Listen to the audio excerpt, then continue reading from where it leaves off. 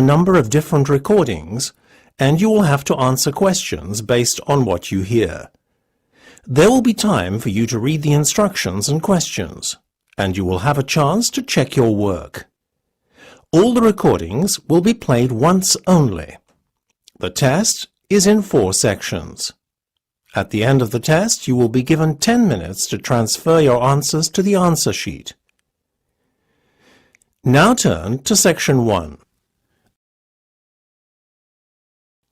Section 1.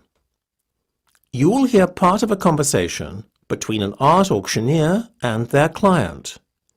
First, you have some time to look at questions 1 to 7.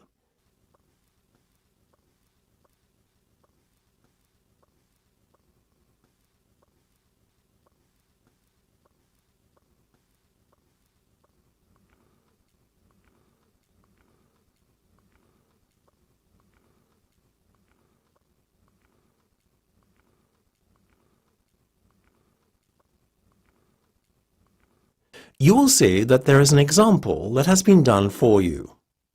On this occasion only, the conversation relating to this will be played first. Good afternoon, madam.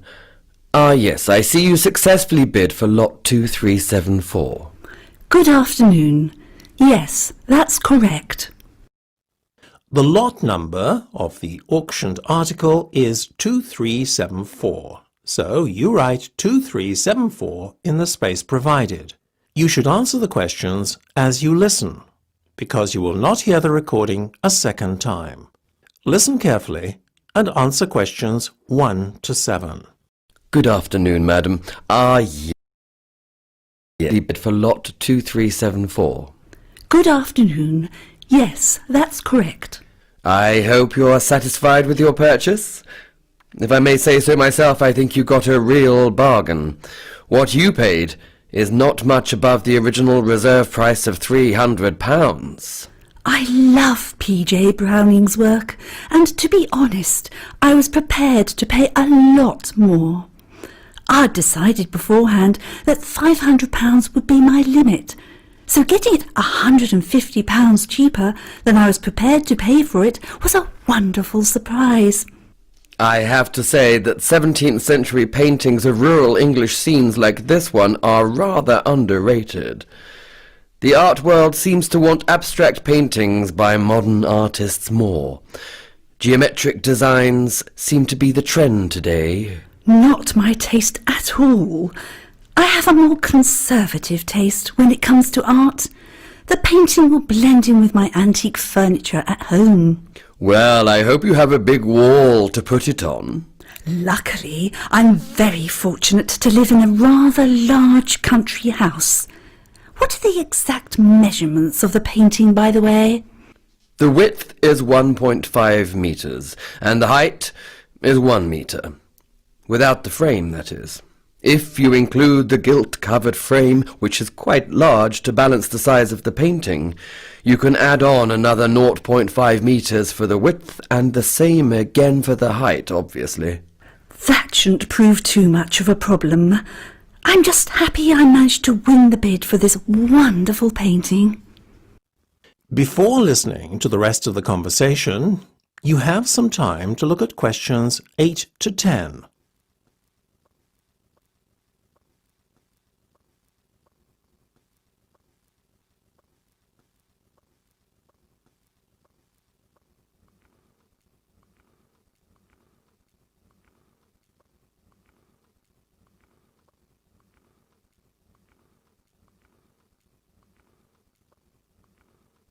Now listen and answer questions 8 to 10. So, madam, I would just like to take down some details from you. OK, go ahead. I recognize your face as you've attended several of our auctions before, but I can't put a name to your face. Could you remind me of your name, please? Oh yes, it's Mrs. Bradwell Thompson. It's a double-barrelled surname, so you need a hyphen in between the two surnames, you see. So that's spelt B-R-A-D-W-E-L-L,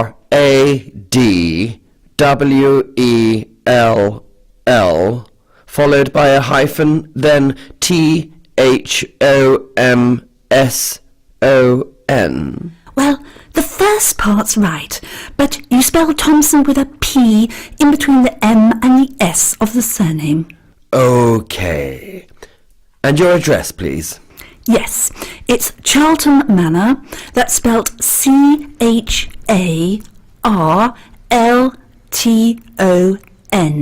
and I live in Kingston Village. Oh, and of course, you'll need the postcode too. It's KN2656T. Sorry, did you say KM2656T? No, it's KN, not an M, then 2656T. Well, thank you, Mrs. Bradwell Thompson. I think that's just about everything. Oh, and I need to know when you would like the painting delivered. We deliver on Tuesdays and Fridays, the week following an auction. Well, I'm having a long weekend break in the Cotswolds, a charming area of England, you know, so this coming Friday would be impossible. How about next Tuesday? No problem at all, madam. So that'll be the 23rd of March. Superb, thank you. Not at all, madam. It was a pleasure doing business with you. That's the end of section 1. You have half a minute to check your answers.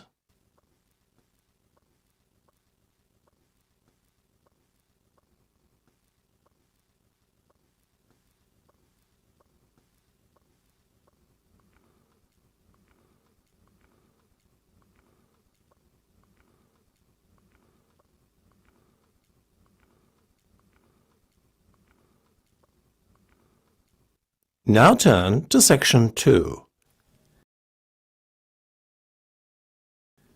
Section 2. You will hear the curator of an art museum talking to a group of visitors who are visiting the museum for the first time. First, you will have time to look at questions 11 to 15.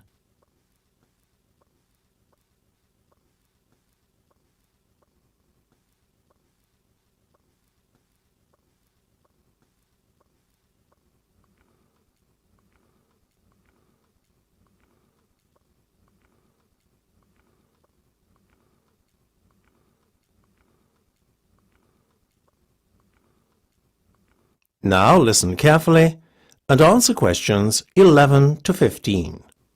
A very good afternoon to you all, ladies and gentlemen. I'm glad you've chosen to visit the prestigious Triton Museum of Art today, and I'll look forward to showing you around. But first I would just like you to refer to the maps of the museum that you picked up on your way in. Now, where you picked up your maps is just to the left, as you enter the building outside the museum store. By the way, the store is a great place to pick up some souvenirs before you leave. Oh, and if anyone wants to leave a coat in the cloakroom, then please feel free to do so at no extra charge. It's just over there on the other side of the entrance to the museum store. Okay, so this nice spacious area we're now standing in is the Rotunda. It contains some of the museum's most striking sculptures. From here, you gain access to all the museum. Leading off from the Rotunda are the Warburton Gallery and our other large gallery that houses a permanent art collection. We'll be starting our tour actually in the Permanent Collection Gallery, as it's the nearest of the two galleries to the entrance.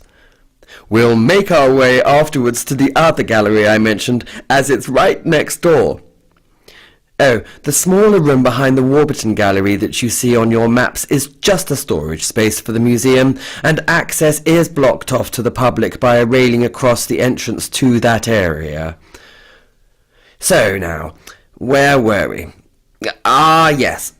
After we visited those galleries, which will take us a good hour as there are so many interesting exhibits to see, we'll make our way back across the Rotunda and visit the Cowl Room.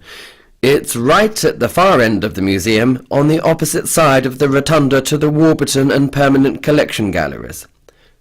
It's one of the museum highlights and contains some high-quality contemporary art exhibits. Oh, I'm so sorry. I forgot to point out the ladies' and gents' toilets earlier. They're just before you get to the cowl room and are adjacent to the museum store. Don't go into the room opposite the toilets. That's our staff room area and kitchen. Right, so that's all you need to know for the moment. Let's begin the tour. Before you hear the rest of the discussion, you have some time to look at questions 16 to 20.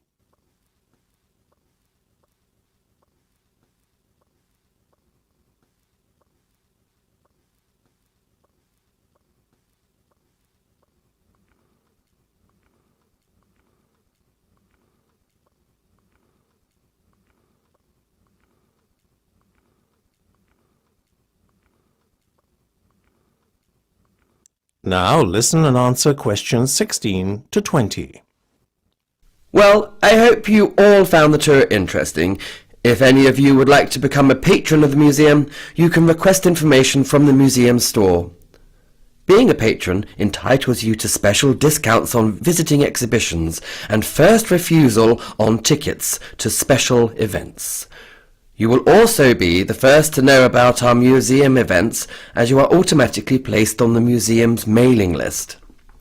You can choose to become a gold, silver or bronze patron of the museum. Gold patrons are also permitted free entry for one accompanying guest. However, all patrons can receive year-round benefits that are not enjoyed by non-patrons. Having said all that, I would now like to announce some very special news. Next year will be our Centenary Celebrations. It's hard to believe it, but the museum was founded over 100 years ago. Accordingly, we will be seeing in the new year in style with a special masked ball. This has been organised in response to a special request from some of our patrons. Plans have yet to be finalised for this one-off event, but a themed masked ball has been suggested. The idea being that guests come in the guise of famous artists, past or present. One exciting event that has been confirmed is the Summer Garden Party. We are anticipating a lot of interest for this one, so it's best to book well in advance. Whilst the tickets are by no means cheap, we like to think that the price reflects the quality of the event. Amongst the many treats we have in store for you is a live orchestra playing in the museum's gardens, which are to the back of the main building. It is weather permitting, of course. Again, we are dependent on good weather in order for the barbecue to take place. Alternatively, a sit-down meal will be provided in the cowl room. Everything from the entertainment to the food is included in the ticket price, so there are no hidden extras. Now, having given you a roundup of the highlights of next year's social events, let's go on to the artistic highlights of next month. Coming up shortly is Ewan Bailey's newest installation, Light and Sound Waves. Always thought-provoking, his previous installations have been very well received. We will also have Hamish Barnes here for the first time as artist-in-residence. He will be encouraging visitors to adopt a more hands-on approach to art. Finally, last but not least, we will be exhibiting the work of Sean Long, who will be making his artistic debut.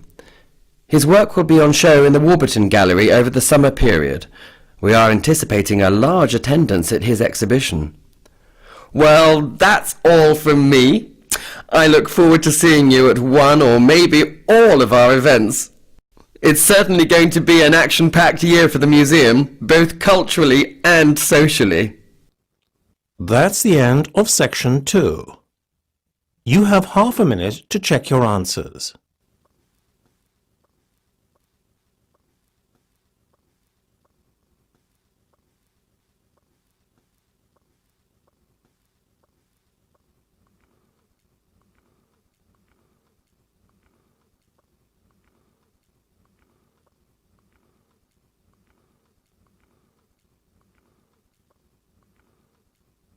Now turn to section 3. Section 3. You will hear part of a televised question and answer session between a celebrated art critic and 3 members of the public. following a talk on outsider art.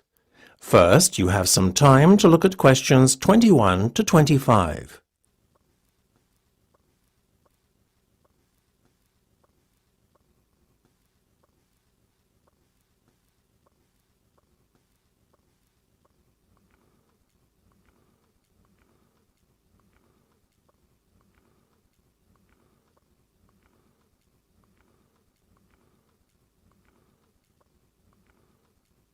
Now listen carefully and answer questions 21 to 25. I think I've said enough, so now it's the turn of the audience. Would anyone like to start the ball rolling and comment on anything I said earlier in my talk? That young gentleman over there. Hi, my name's Jake, and I've got a question for you. You referred to outsider art as being the work of self-taught rather than trained or professional artists. Does that mean anyone can produce art, then? Well, what we define as art will always remain subjective, but given that we can agree more or less on a common perception of what is actually art, then yes, anyone in theory can produce art. The challenge, though, is to produce good art. Excuse me, may I ask a question, please? Yes, of course. Would you like to introduce yourself to the audience? Sure, my name's Lucy.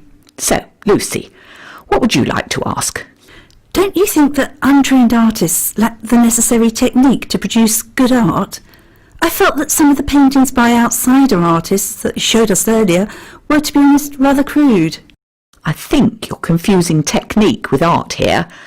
A great technique doesn't guarantee great art, you know. But I think impressive art can still be produced by gifted artists lacking in what are accepted as basic art skills. OK. Can I have another question from a member of the audience, please? Hi, I've got a question. Oh, my name's Dave, by the way. I just wanted to ask how many outsider artists were or are recognised in their lifetime? Relatively few. The exceptions are the ones who create particularly monumental or significant works of art, like Nekshan's sculpture garden in India, or Ferdinand Cheval's fantastic building, the Palace Ideal. Both, as you know, were created purely from recycled materials. Yeah, they were pretty amazing. I remember them from the slides you showed earlier. But what impresses people most is not so much the sheer scale of these buildings and sculptures as the work involved. These artists built their work single-handedly over many years and, more to the point, in total secret, as they lacked planning permission. That adds to the romance of the whole undertaking, don't you think? Well, their work certainly impressed me. Yes, outsider art certainly produces work that is one of a kind. Before you hear the discussion, you have some time to look at questions 26 to 30.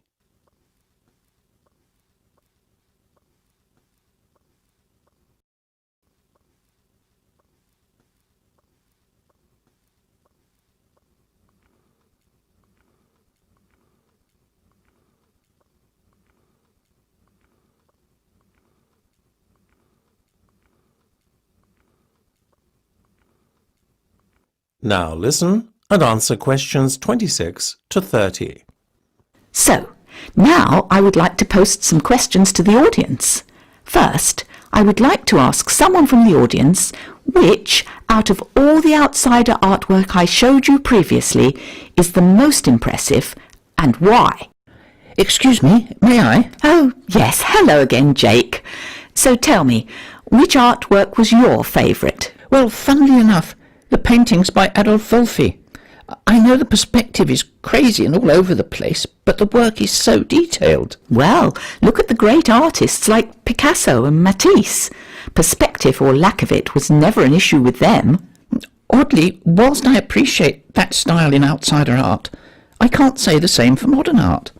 I guess it's because I don't approach the two art forms with the same set of expectations. Interesting. You mean you expect more of artists with obvious skill and a professional training, like Picasso and Matisse? I guess so. You know, I expect modern artists to use conventions like perspective, at least. And another thing, I can't really understand why modern artists are often so highly acclaimed by critics, whilst outsider artists are virtually ignored. That's probably because they are generally not as skillful, I suppose. I take your point. I imagine that with the exception of outsider artists, you tend to like work by more traditional artists. I suppose. Like everyone, I can appreciate Renaissance art as exemplified by Da Vinci and Michelangelo. Amazing technique and all that. And I also understand the popularity of Impressionist artists too. One other question. What's your opinion of modern sculpture? Do you have the same opinion of modern sculpture as you do of modern painting? I think all sculptors have to be pretty skilled to work with materials like metal and stone, so I admire them in a way. But many modern sculptures, particularly public artworks, are often given praise I don't deserve. You seem to have quite definite views about art. Well, it was most interesting hearing your views. That's the end of section 3. You have half a minute to check your answers.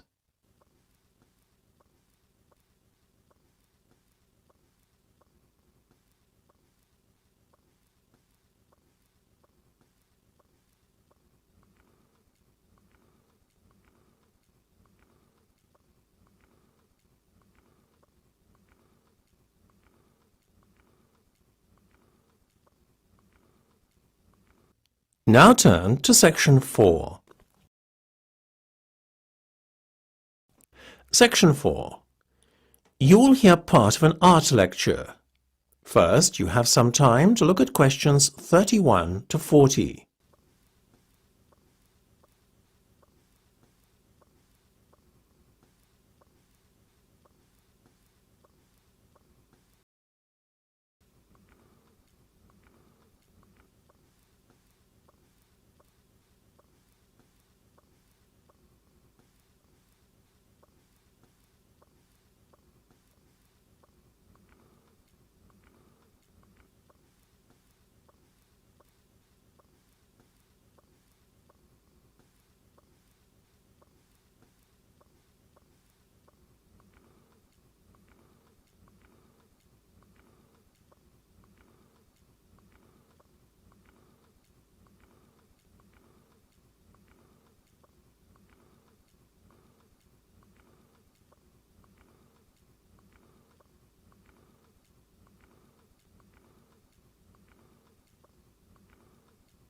Now listen carefully and answer questions 31 to 40.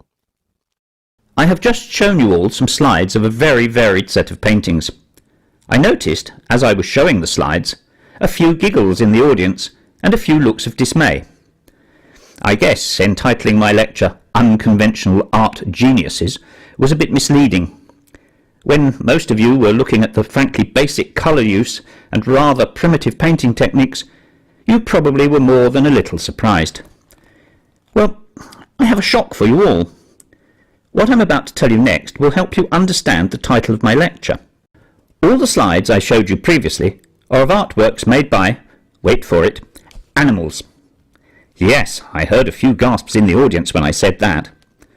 Whilst the artwork would be definitely primitive by human standards, when you consider that the artworks were executed by animals, then, well, they are frankly staggering.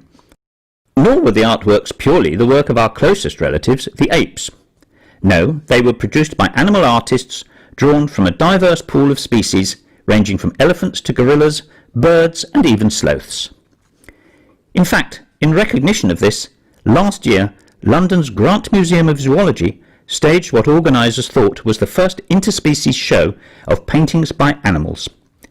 In the show, art was shown from an orangutan, a gorilla and an elephant. Whilst the gorilla and the orangutan produced works that bore a resemblance to the paintings of modern artists de Kooning and Klein, the elephant's work took a more figurative approach in the rendering of a flower pot. Now, before you all go thinking this is a revolutionary discovery, I would like to put the record straight. The contribution animals can make to the art world was highlighted as far back as the 1950s. In this decade, Desmond Morris, celebrated social anthropologist and author of bestsellers such as Body Watching and The Naked Ape, introduced Congo, the painting chimp, to the British public in a TV appearance. Back then, animal art makers were regarded as little more than a novelty. Today, however, animal artists are not viewed so much as novelties, but as sophisticated creators with skills and senses that they use to execute artworks in ways humans never can. As a result of animals being taken more seriously as creators of art, it has become commonplace today for zoos to provide materials to captive animals. The hope is that by giving animals the means to create art, they will be kept physically and mentally stimulated. Obviously, you can't give a lizard a paintbrush and expect it to draw. What the zookeepers do, though, is to give animals species-appropriate art materials and tools. For example, sloth bears, who feed by blowing away dirt from the forest floor to feed on termites, have been given a straw-like apparatus to blow paint onto a canvas. What is one of the most interesting discoveries to come out of all this, though, is the finding that animals voluntarily and instinctively participate in the creation of art. It seems, therefore, that animals derive as much pleasure as humans do in applying paint to canvas or making a clay or plasticine figure. The obvious conclusion to draw from all this is that there are more similarities between man and other animals than some of us might care to admit. However, just to satisfy the sceptics amongst you, there is something I would like to add. So far, the primate and elephant art that has been produced often bears an uncanny resemblance to Western art. Certain conventions are evident in the animal's art that suggests a degree of human intervention. As proof of this, an elephant named Boon Me was actually guided by a keeper who steered the animal's trunk to paint brushstrokes on a canvas. Nevertheless, we should keep an open mind about animal art, as there are just as many examples of artworks that have been completed by animals without human aid. That is the end of section 4. You now have half a minute to check your answers.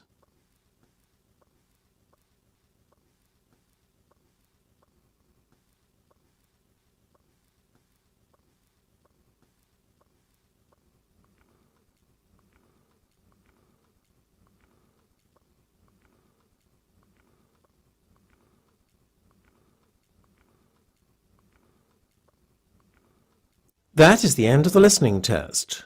You now have 10 minutes to transfer your answers to the listening answer sheet.